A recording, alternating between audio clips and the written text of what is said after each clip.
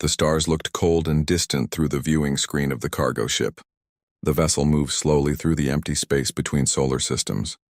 Its name was painted on the hull in white letters, Meridian's Hope. Inside the ship, crew members walked through narrow corridors, checking systems and making sure everything worked properly. Captain Elena Vasquez sat in her chair on the bridge. She was a woman in her early 40s with short dark hair and calm brown eyes. She had been flying ships for 20 years. Before that, she wore a different uniform and commanded different vessels. Those were military ships built for war.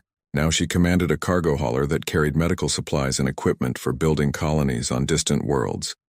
Or so it appeared. "Captain, we're approaching the Outer Rim neutral zone," said First Officer James Chen. He was younger than the captain with sharp eyes and quick hands. He stood at his station watching the sensor displays. "Should be quiet out here. No traffic reported for 3 weeks." Elena nodded slowly. "Keep scanning. Quiet places sometimes get loud without warning." James understood what she meant. He had served with her before, back when they both wore military uniforms. They had seen action together during the border conflicts. They knew how quickly peace could turn into chaos. The ship continued forward. Hours passed. The crew worked their shifts. Everything seemed normal and boring, just another day hauling cargo across the galaxy. Then the sensors began beeping. "Contact," James said sharply. 3 ships dropping out of stealth mode. Distance 20,000 kilometers. They're moving to intercept. Elena leaned forward in her chair. "Identify them." "Reading Zathic energy signatures," another crew member reported. "Configuration matches Raider-class warships." A smile touched Elena's lips, barely visible. Well, here we go. Sound general alert. Get everyone to their stations." Alarms rang through the ship. Crew members who had been relaxing in their quarters suddenly moved with purpose. They ran to their positions. Hatches sealed. Systems came online that had been sleeping. The 3 Zathic ships grew larger on the viewing screen. They were ugly vessels built for intimidation. Sharp angles and weapon ports covered their hulls.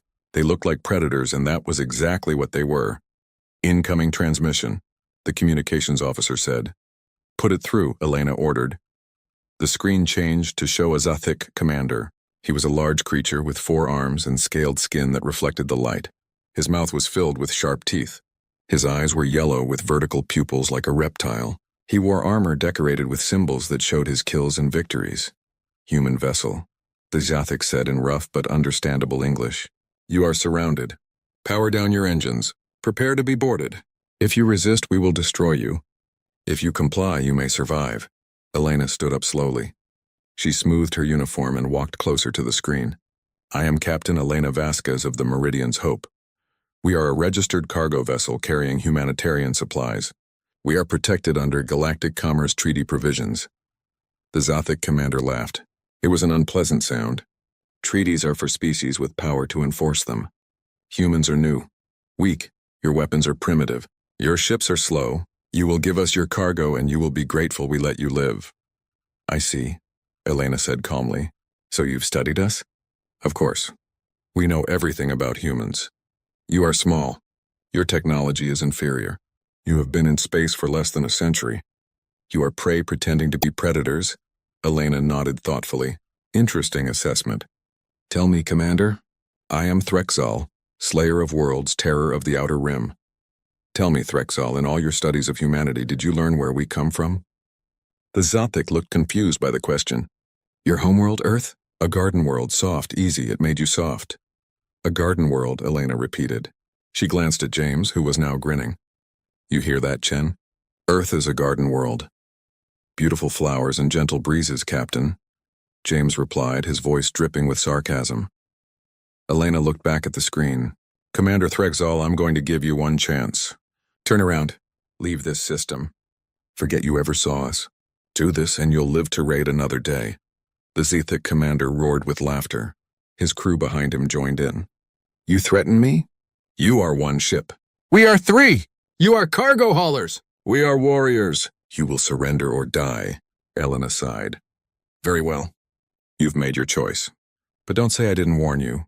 She cut the transmission. "All hands, this is the captain," she said over the ship-wide intercom. "We have hostile contact. 3 Zathic raiders are moving to intercept. They want our cargo. They think we're easy prey. She paused. Show them why that's a mistake. Execute Protocol Omega. Throughout the ship, things began to change. Cargo containers that had looked ordinary suddenly shifted. Hidden panels slid open. Weapon systems emerged. Missile pods rotated into firing position. Point defense turrets extended from concealed hatches. The ship's power signature changed as military-grade reactors came online, replacing the fake civilian energy readings.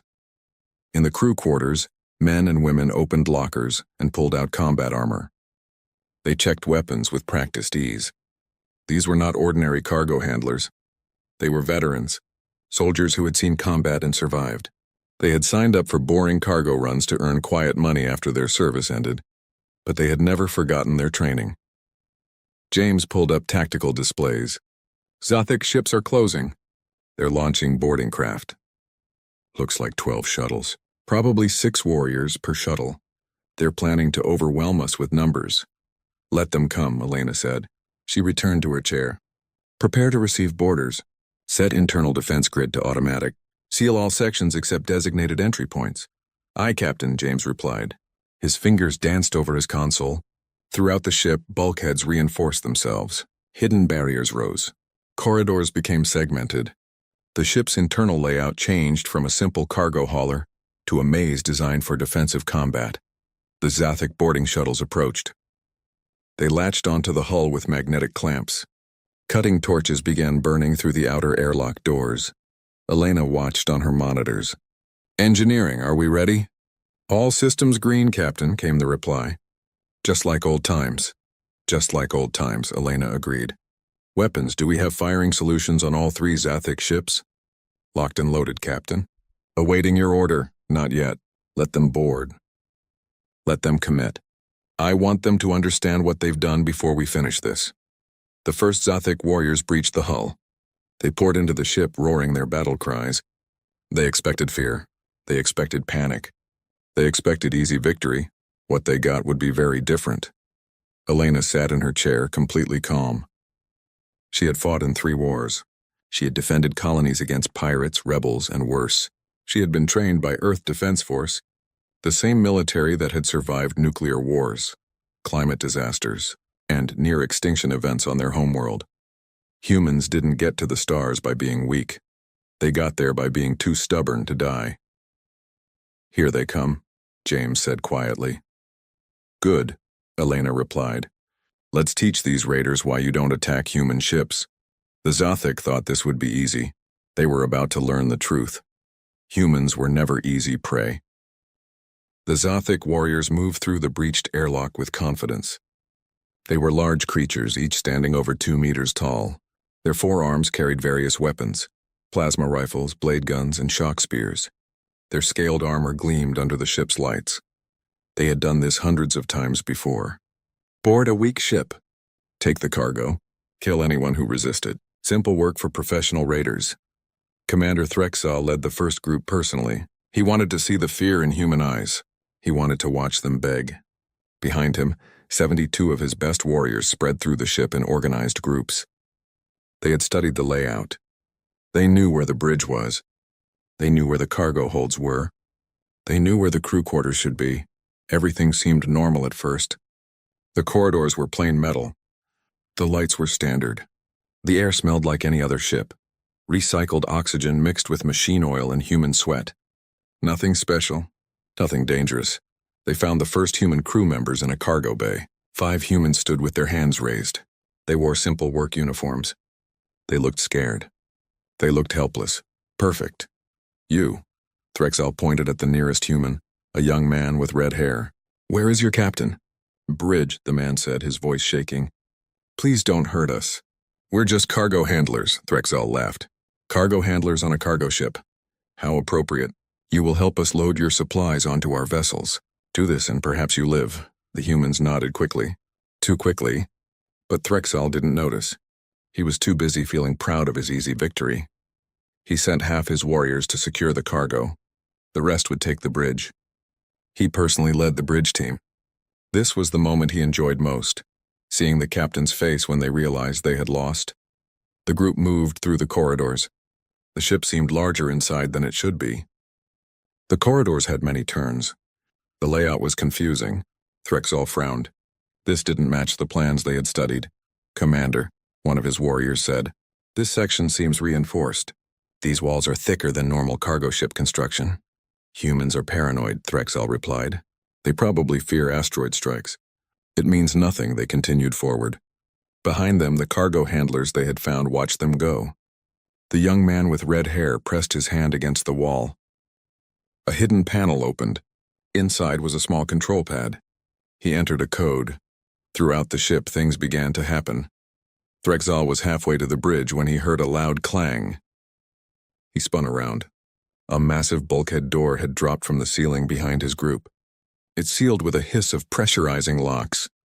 "What?" he started to say. Another door dropped ahead of them, then another. Within seconds, his group of 12 warriors was trapped in a 30-meter section of corridor. They were cut off from the rest of his boarding party. "Blast through," Threxall roared. His warriors fired their plasma rifles at the bulkhead. The weapons were powerful enough to melt through most ship hulls. But these doors barely glowed from the heat. The metal was reinforced. Military-grade, Threxall felt the first touch of worry. "All teams, report," he shouted into his communicator. Static answered him. The metal walls were blocking the signal. Then the walls themselves began to move. Panels slid open along the corridor. Behind them were not cargo compartments or equipment lockers. Behind them were weapons. Automated turrets emerged. Gun barrels tracked toward the trapped Zathic warriors. "Take cover!" Threxall screamed. There was no cover. The corridor was bare. The turrets opened fire. The Zathic had good armor, but the weapons were designed for ship defense. High-caliber rounds tore through scaled hide. Energy weapons burned through protective plates. Warriors fell, roaring in pain and surprise. Threxall dove to the floor. Around him, his elite soldiers died. These weren't cargo ship security measures. These were military kill zone defenses. The kind of weapons you found on warships, not civilian vessels. What had they boarded? The firing stopped as suddenly as it started. Smoke filled the corridor. Threxall checked himself. Wounded, but alive. 5 of his warriors still moved. 7 were dead or dying. A speaker crackled to life above him. "Commander Threxall," a calm female voice said. He recognized it as the human captain. "I want you to understand something. You studied humanity. You thought you knew us. But you made a critical error. What is this?" Threxall gasped. Blood dripped from wounds in his side.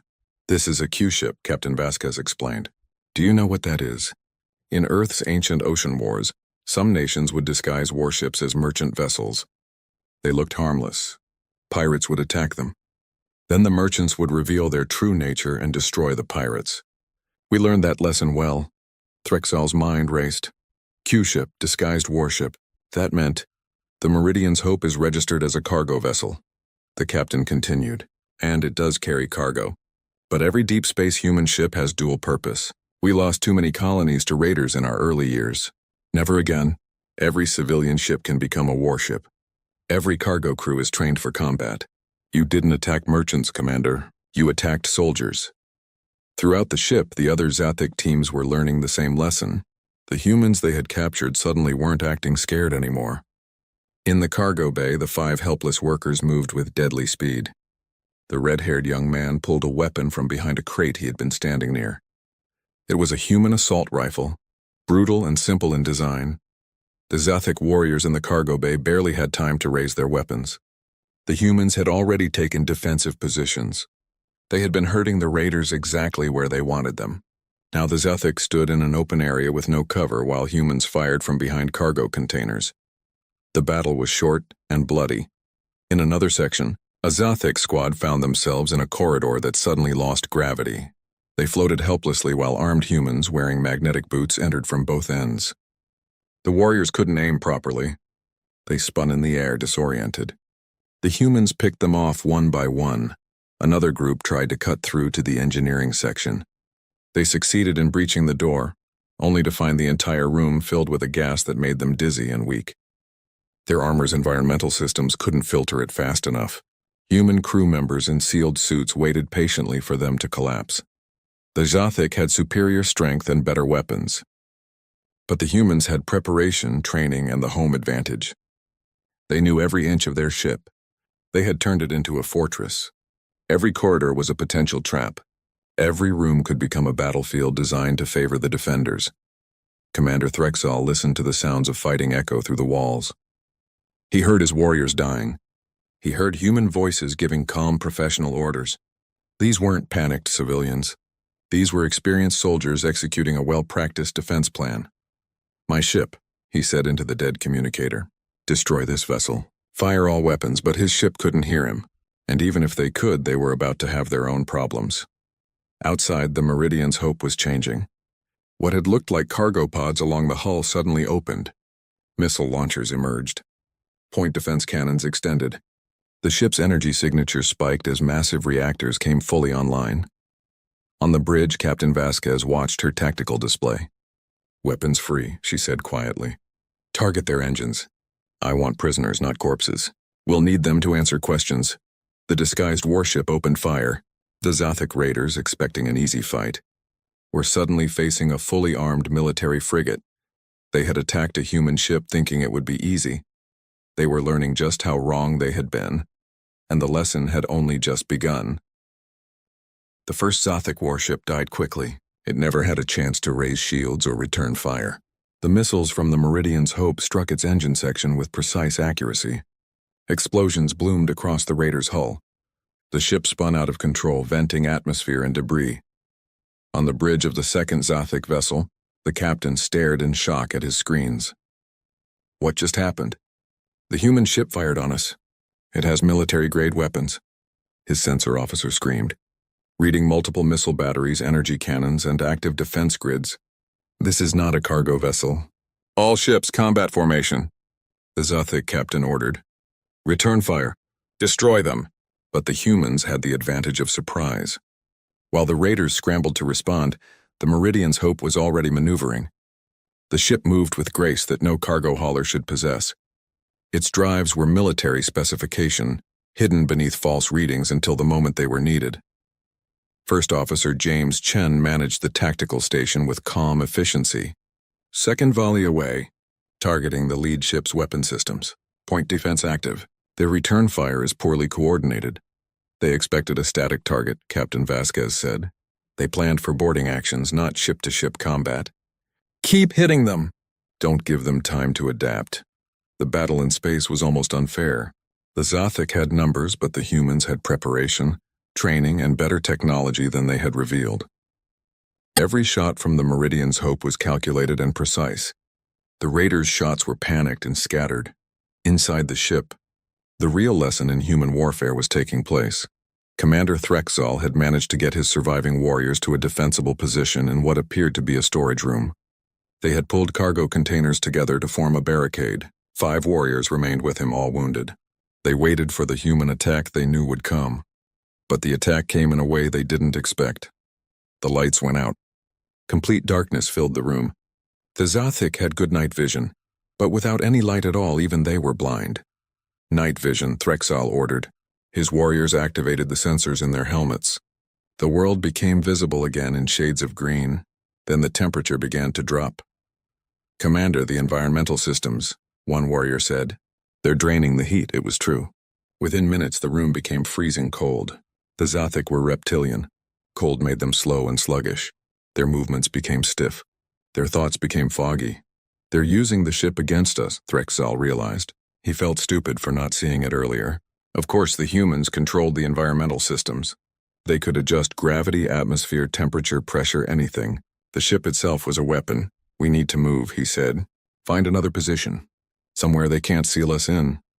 They abandoned their barricade and moved toward a door. It opened easily, which should have been a warning. They entered a corridor. Behind them, the door sealed. Ahead, another door opened. They were being herded. "It's a trap," Threxall said.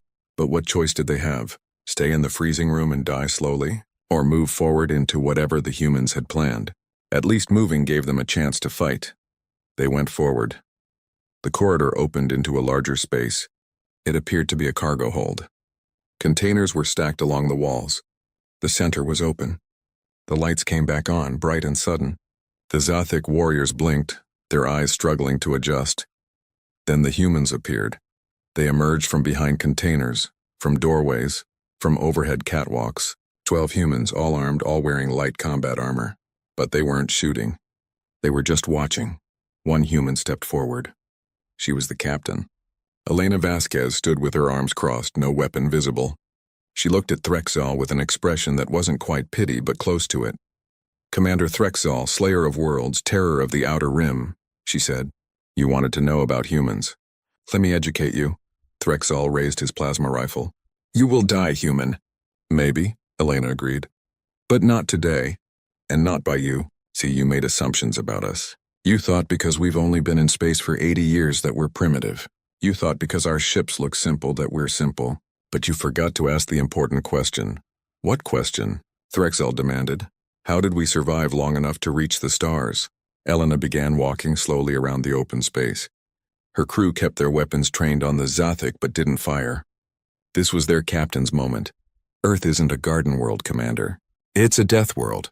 "Do you know what that means?" "It means our planet has tried to kill us for millions of years. Ice ages that covered continents. Plagues that killed millions. Predators with claws and teeth. We evolved on a world that wanted us dead, and we survived." She stopped walking and looked directly at Threxal. "We survived because we're adaptable, because we're creative, because we never ever give up. We fought animals that were bigger and stronger. We won by being smarter.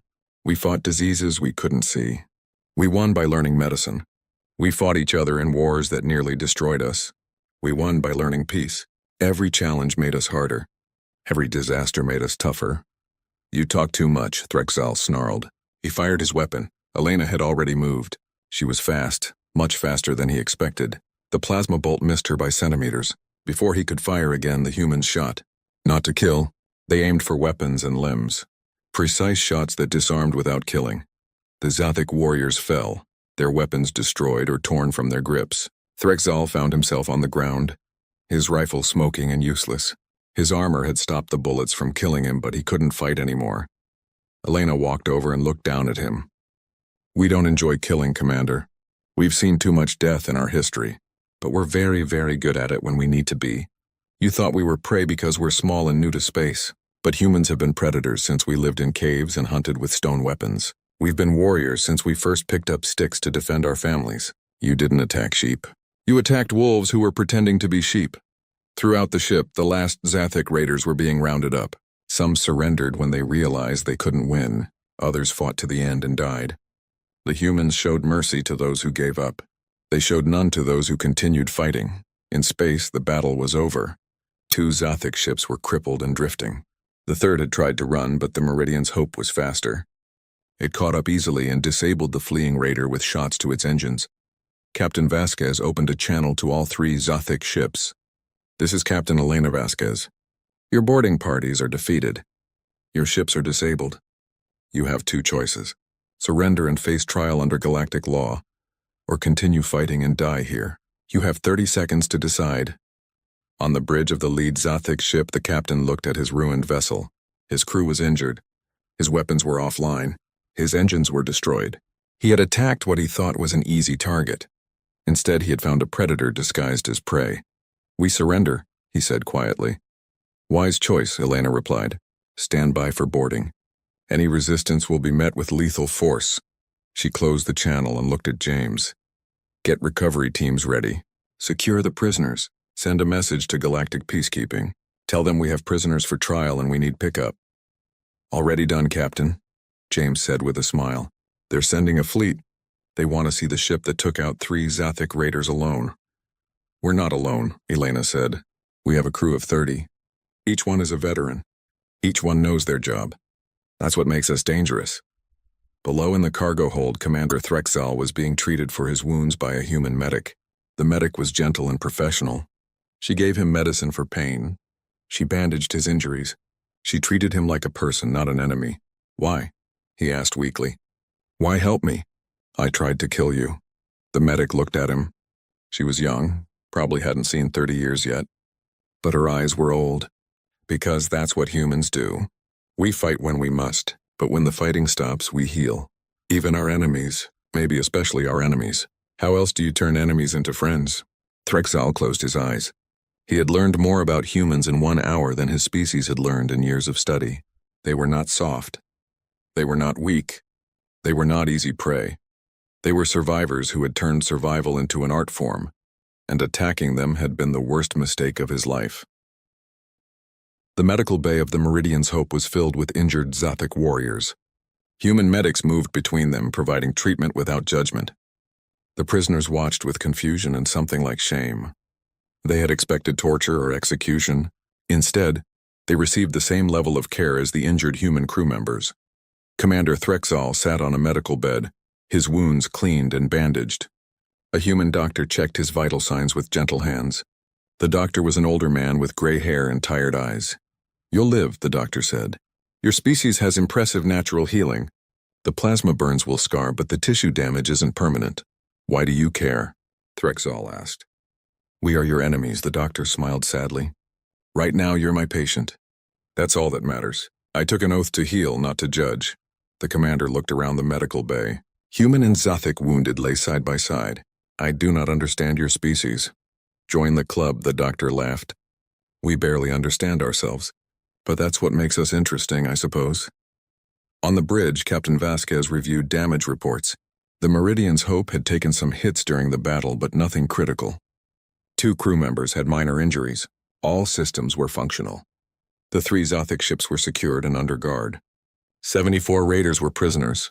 15 had died in the fighting. "Galactic peacekeeping fleet is 30 minutes out," James reported. "They're sending 3 cruisers and a diplomatic vessel. They want to investigate what happened here." "Let them investigate," Elena said.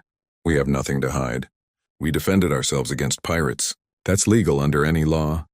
"They're also sending reporters," James added with a grin. "This is going to be big news. Human cargo ship defeats 3 Zothic raiders. The galaxy is going to notice." Elena sighed. "I hate reporters, but I suppose it's necessary. Maybe it will make others think twice before attacking human vessels." She stood and stretched. "I'm going to talk to the Zothic captain." "Where is he?" "Brig Cell 3. He's been quiet. Hasn't said a word since we locked him up." Elena made her way through the ship. Crew members nodded respectfully as she passed. They had fought well and they knew it. There was pride in their eyes, but also relief. Combat was never easy, even when you won. The brig was a small section of the ship with 6 cells. Most were empty. 3 held Zothic officers. The rest of the prisoners were secured in a converted cargo hold under guard.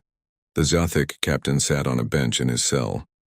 He was smaller than Threxall, but older, with scars covering his scales. His armor had been removed. He wore only simple clothes. He looked up when Elena approached. "Come to mock me?" he asked in accented English. "No," Elena said. She pulled over a chair and sat facing the cell. "I came to talk. Ship captain to ship captain." The Zothic studied her. "You are strange beings, humans. You fight like demons. Then you heal your enemies. You disguise warships as cargo vessels. You are not what you appear to be." "Neither is anyone, if you look close enough," Elena replied. "What's your name, Captain?" "Vreknar. Clan leader of the Red Talon fleet, or I was. Now I am a failure who led his warriors into a trap." "You led your warriors into a mistake," Elena corrected. "There's a difference." "Tell me, Captain Vreknar, what did your intelligence report say about humans?" Vreknar leaned back against the wall. "That you are young, that you have few ships, that your technology is basic, that you are divided into many nations that fight among themselves, that you are no threat to established powers. And based on that, you decided we were easy targets." "Yes. Many species make their fortune raiding the weak. Humans appeared weak. We were wrong." Elena nodded slowly. "You were wrong because your intelligence is outdated. Yes, we're young in space. We've only had faster-than-light travel for 80 years. Yes, we're divided. Earth has over 200 nations. Our colonies are spread thin. But do you know how we got to space?" "You developed the technology," Vreknar said with a shrug. "We developed it because we had to," Elena corrected. "A century and a half ago, Earth was dying. Climate change, pollution, nuclear weapons, overpopulation. We were destroying ourselves. We faced a choice: change everything or go extinct. So we changed. We learned to work together. We cleaned our planet. We reduced our weapons. We looked to the stars because staying on Earth meant death." She leaned forward. "That's what you don't understand about us. We're survivors. We survived millions of years of evolution on a planet that wanted us dead. We survived ice ages and plagues.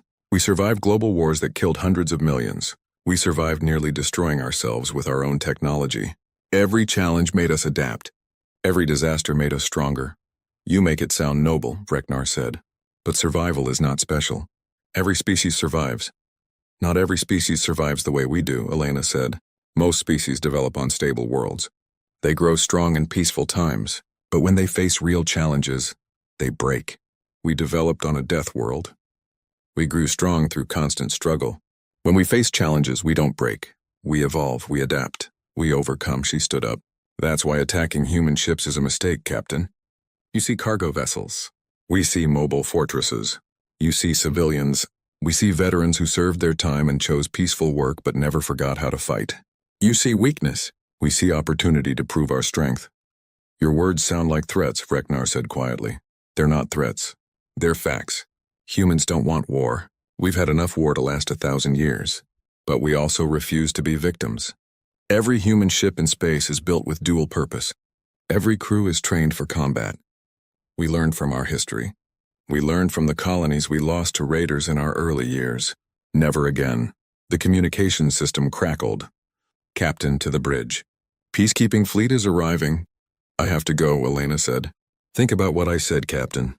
When you tell your story to the peacekeepers, be honest. Tell them you attacked what you thought was prey and found predators. Maybe it will save the next raider from making the same mistake. She left him sitting in his cell. Reknar stared at the wall, thinking. His entire worldview had been shattered. The Zuthic Confederation had built their power on raiding weaker species. They had ruled through strength and fear. But humans were different. They didn't fear the Zuthic. They pitied them. That was somehow worse than hatred. On the bridge, Elena watched as 3 massive cruisers dropped out of faster-than-light travel. They were galactic peacekeeping vessels, representing the alliance of peaceful species that maintained order in civilized space. Behind them came a diplomatic ship, smaller but heavily shielded. Incoming transmission, James said. Put it through. The screen showed an alien figure. It was a Verath, a species known for wisdom and diplomacy. The creature had 6 eyes and soft gray skin. It wore robes of office that marked it as a senior diplomat. Captain Vasquez, the Verath said in a melodious voice. I am Ambassador Kelleth. We received your distress beacon and your report. You claim to have defeated 3 Zothic raiders while defending yourself. That's correct, Ambassador. We have prisoners and evidence. The raiders attacked without provocation. We defended ourselves within the bounds of galactic law, so we understand. However, the Zothic are claiming you attacked them. They say you ambushed peaceful traders. Elena's eyes went cold. Ambassador, my ship has full sensor logs. We have communications records. We have everything. The Zothic threatened us, boarded us, and attempted to steal our cargo. We defended ourselves. If they claim otherwise, they're lying. Kelleth studied her for a moment. We will investigate thoroughly. In the meantime, prepare to receive inspectors. We will examine your ship, interview your crew, and speak with the prisoners. We welcome the investigation, Elena said firmly. We have nothing to hide. The ambassador nodded. There is another matter. News of this engagement is spreading quickly. Multiple species are requesting information. Human ships defeating Zothic raiders is unprecedented. Many want to know how you did it, Elena smiled. Tell them the truth, Ambassador. We did it because we're human, and humans don't make easy prey. The transmission ended. James looked at his captain. Think this will change things? I hope so, Elena said. Maybe now the raiders will think twice. Maybe now humanity will get the respect we deserve. Or maybe they'll just send more ships next time. Then we'll defeat more ships, Elena said simply. That's what humans do. We face the challenge. We adapt, we overcome. It's what we've always done. It's what we'll always do, James agreed. The galactic peacekeeping inspectors would arrive soon. The investigation would take days. But Elena wasn't worried. The truth was clear. Humans had been attacked. Humans had defended themselves. And humans had won. The galaxy was learning a new lesson. Don't underestimate humanity. It was a lesson that would change everything. 3 weeks had passed since the battle. The investigation was complete. The Galactic Peacekeeping Council had reviewed all evidence, interviewed every witness, and examined every sensor log. Their conclusion was unanimous and clear. The human vessel Meridian's Hope had acted in legal self-defense against pirate raiders. Captain Elena Vasquez and her crew were cleared of all wrongdoing. The Zothic prisoners faced different fates. The warriors would be imprisoned for 5 years and then deported. The captains, including Reknar and Threxal, would face longer sentences for organizing pirate raids. The Zothic Confederation was fined heavily and warned that further pirate actions would result in sanctions. But the legal outcomes were only part of the story. The real change was happening across the galaxy. Elena stood in a conference room on Galactic Station 7, the headquarters of the Peacekeeping Council. Around a large table sat representatives from dozens of species. Some were humanoid, others were very alien, with tentacles or multiple limbs or features that humans had no names for. All of them were looking at Elena with a new kind of respect. Ambassador Kelleth spoke first. Captain Vasquez, your testimony has been enlightening. The Council wishes to understand more about human defensive capabilities. Your ship was registered as a cargo vessel, yet it possessed military-grade weapons and training. How common is this among human ships? Elena stood to address the assembly. Ambassador, honored representatives, let me be clear. Every human deep space vessel has dual capability. We don't hide this fact. It's public record. Our ships are built to carry cargo and defend themselves. Our crews are trained in both civilian operations and combat tactics. This is standard policy for all human space operations. A reptilian delegate from the Sorith Empire raised a clawed hand. Why? Most species separate their civilian and military fleets. This seems inefficient. It comes from our history, Elena explained. When humans first reached the stars, we were naive. We thought space would be peaceful. We sent out colony ships with minimal weapons and inexperienced crews. We lost 3 colonies to raiders in the first decade. Thousands of humans died.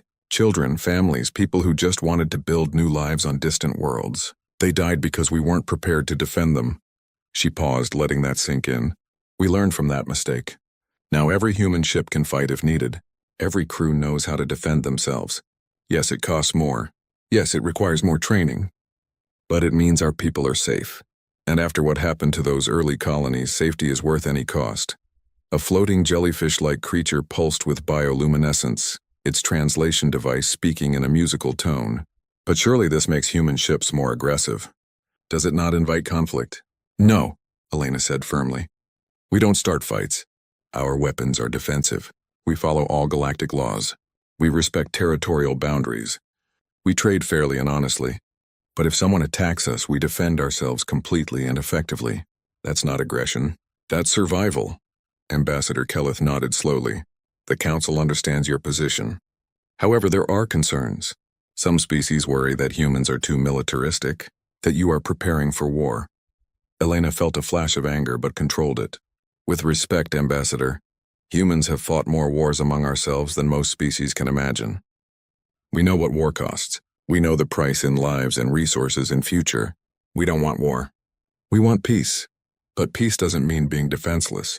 Peace means being strong enough that others choose not to attack you. An insectoid representative clicked its mandibles. The Zothic chose to attack you. You destroyed 3 of their ships. Does this not prove you are dangerous? The Zothic are pirates, Elena replied. They attack the weak and steal from peaceful traders. They have raided dozens of species. We're the first to successfully defend ourselves and capture them alive. Does that make us dangerous? Or does that make us capable? There's a difference. The conference room fell silent. The representatives looked at each other, communicating in ways humans couldn't fully understand. Finally, Kelleth spoke again. Captain Vasquez, the Council has made a decision. We will not sanction human defensive practices. You have broken no laws. You have acted within your rights. However, we ask that humanity be more transparent about ship capabilities. Other species should know which vessels are armed so they can make informed decisions. We can do that, Elena agreed. We have nothing to hide. Our ships will broadcast their defensive status clearly. Any vessel that sees a human ship will know it can defend itself. That seems fair, Kelleth said. Is there anything else you wish to tell the Council? Elena thought for a moment. Yes. I want other species to understand something about humanity. We come from a world that tried to kill us. We evolved through struggle and hardship. We nearly destroyed ourselves multiple times. But we learned, we grew. We became stronger and wiser. When we reached the stars, we didn't want to be conquerors. We wanted to be explorers and traders and friends. She looked around the room.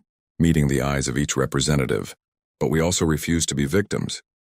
We've seen what happens when peaceful people have no way to defend themselves. We've studied history. We know that predators exist in every society. We know that some beings choose violence over cooperation. We can't change that, but we can make sure that choosing to attack humans is a bad decision. A deterrent, the insectoid representative clicked. Exactly. We don't want to fight. But if someone forces us to fight, we'll win. That's not a threat. It's a promise. And it's a promise we keep. The meeting continued for another hour, discussing details and policies. But the important points had been made. Humanity was here to stay. Humanity could defend itself. And humanity wouldn't be easy prey for anyone. After the meeting, Elena returned to the Meridian's Hope. The ship had been repaired and restocked. It was ready to complete its original mission, delivering medical supplies and terraforming equipment to a new colony. James met her at the airlock. How did it go? About as well as expected, Elena said. The council is satisfied. We're cleared to continue operations, and I think we made an impression. I saw the news feeds, James grinned. You're famous, Captain. They're calling you the woman who taught the galaxy not to mess with humans. Elena groaned. I hate fame. I just want to do my job. Too late for that. You're a symbol now. The human who fought back and won. There are already songs about the battle on at least 6 worlds. Songs. Really? Really? The Zothic are not happy about it. Apparently, being defeated by humans is deeply embarrassing for them. Their reputation as fearsome raiders has taken a serious hit. Good, Elena said. Maybe they'll choose a different career path. Something legal this time. They walked through the ship toward the bridge. Crew members were busy preparing for departure. Everyone seemed in good spirits. They had fought together and won together. They had proven themselves. Any word on Commander Threxal? Elena asked, still in custody. He's been talking to investigators. Apparently, he's been very helpful, giving them information about Zothic raiding operations. I hear he's trying to get his sentence reduced. Smart, he's adapting to his new situation. That's very human of him. James laughed. Maybe we're rubbing off on him. On the bridge, Elena took her chair. It felt good to be back in her proper place. The command center of her ship. The place where she belonged. All systems ready, Captain, the helm officer reported. Course laid in for the Arcturus colony. Good, take us out nice and steady, no rush. We've had enough excitement for a while. The ship undocked from the station and moved into open space. Behind them, the massive station glittered with lights from 100 different species. Ahead, the stars waited, cold and eternal. Elena watched the stars and thought about what had happened. 3 weeks ago, she had been just another cargo captain. Now she was famous across the galaxy. The woman who defeated the Zothic. The symbol of human strength. She didn't want to be a symbol. But if it helped protect other humans, she would accept it. The ship jumped to faster than light travel. The stars stretched into lines of light. They were heading to the colony where people waited for supplies, where families were building new homes on a distant world, where humans were doing what they had always done, surviving, adapting, growing stronger. Across the galaxy, the story spread.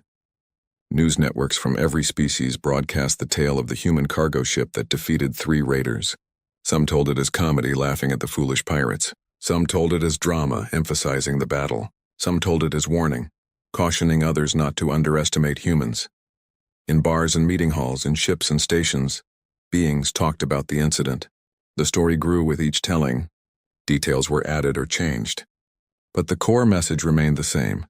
Humans were not easy prey. Pirate groups began avoiding human ships.